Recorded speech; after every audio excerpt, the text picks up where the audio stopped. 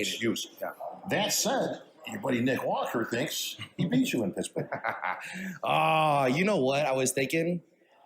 You know, he should be thanking me for doing the show, actually. Right. Because if I didn't do the show, which I was going to do it regardless who showed up, I was hoping that maybe Samson would jump in and other. Going to jump in New York. Well, I thought about it, but again, that week was a rough week. But anyhow, he should be thanking me for doing that show, to be honest with you, because you know, he looked incredible. And for me, just to come off the Arnold win, being an Olympia champion, actually 2-division Olympia champion, all that, coming in just to stand next, you know, to each other is like, hey, that's an opportunity that I gave him, right? And he hasn't been to the Olympia for how many years now? I mean, two, 3. Well, so and then, 3. Yeah, and then on top of that, it's like I didn't show up at 100%. So that was like door open right there. And yeah, it was arguable. And people were writing off Nick. Nobody should have been writing off Nick. Nobody should have been writing off Nick ever, but they was. And if I hadn't showed up, I don't think there would be the hype now going into the Olympia. Well, see that, and that's the $1 million question, because everybody wants to shy away from that, but everybody knows I ain't shy. Is it only close because you came in off? Meaning, if you look like you did at the Arnold, are we even having a debate as to how close it was, or is this just a 1-2? To answer your original question, yes, it was because I was off. Imperial Bodybuilding here, guys. Listening to Derek on this interview from Bob Ciccarello, it genuinely makes you understand why people do not like Derek Lunsford as a bodybuilder and as a human being. Derek reminds me of one of those annoying little smart kids in school. You know, he thinks he's smarter than everyone else, but whenever anyone lays a hand on him, he goes running, crying to the teacher. The way Derek sounds in this interview, he makes it sound like he blew Nick Walker out of the water.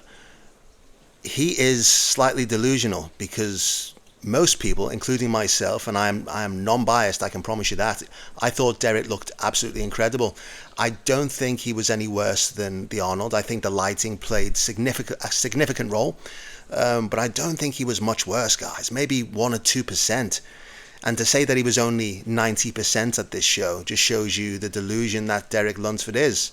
This show was the more and more I watched this show, it came down to 2 things. It was apples and oranges. It was the silhouette of Derek. He does have extremely good aesthetics against the sheer raw mass of Nick Walker. And if we go by bodybuilding metrics, looking at this video, I must have watched it at least 10 times. I have to go with Nick Walker every time. If we're talking strictly IFBB metrics, from a density point of view, the size point of view, the conditioning aspect, everything falls to Nick Walker. So for me, it wasn't a complete robbery, but it was a robbery, guys, because by standards of IFBB, Nick Walker was the clear winner. What the interview did show me was that Nick Walker is literally living rent-free in Derek's head.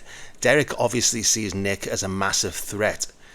He looks at the comments, he obviously listens to people, but this is going to make for an even better Olympia, because both guys want to win, and I can guarantee you when both guys want to win so bad, it brings out the best in men.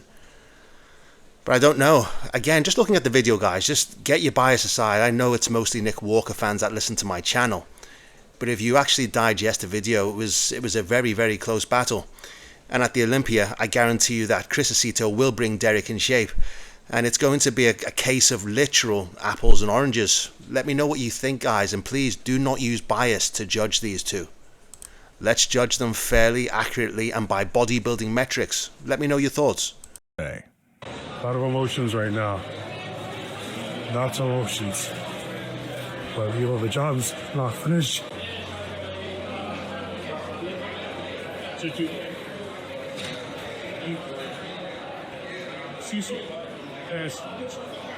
Oh, man.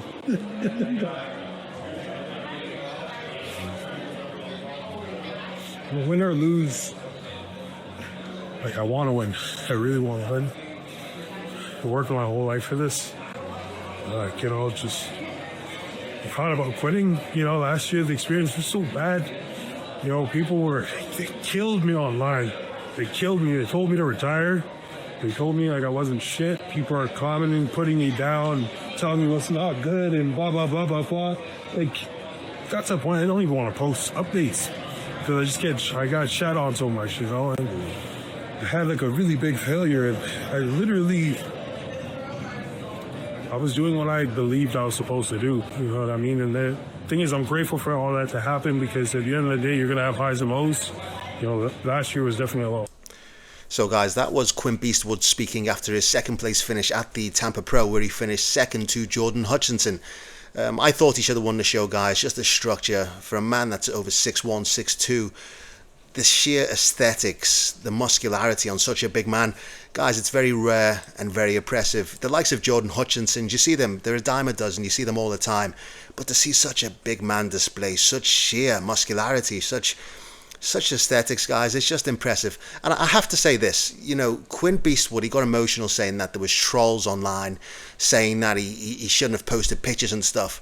Let me tell you this, if some man or some boy from Bangladesh living in his mum's box room that still sniffs his underwear is telling me how to pose or that I shouldn't put pictures up online, do you really think that Phil Heath or Dorian Yates would lose sleep over comments from a nobody?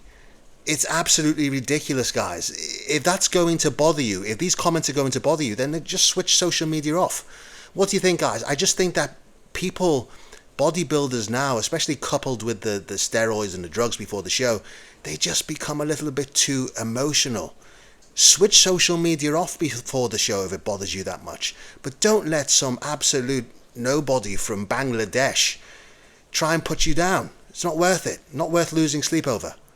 But congratulations, it looked absolutely amazing, and we think that Quinton will be now doing the Texas Pro, where I'm sure, depending who turns up, will qualify, and I would love to see him on the Olympia stage. What about you? Do you think he should have won the show, guys, or do you think it was justified that he finished second?